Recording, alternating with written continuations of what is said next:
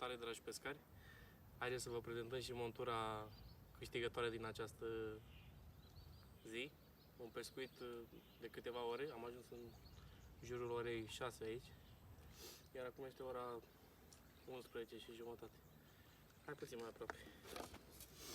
Am pescuit la somn, avem un plumb de 110 grame, nodul dropper, un vârtej, iar la forfac avem fluorocarbon 0,50 și un cârlic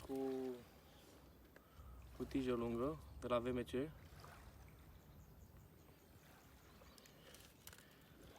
Vă recomand monturile cât mai clasice, cât mai simple pentru Dunăre și o să vedeți că au dat și randament, fir întins.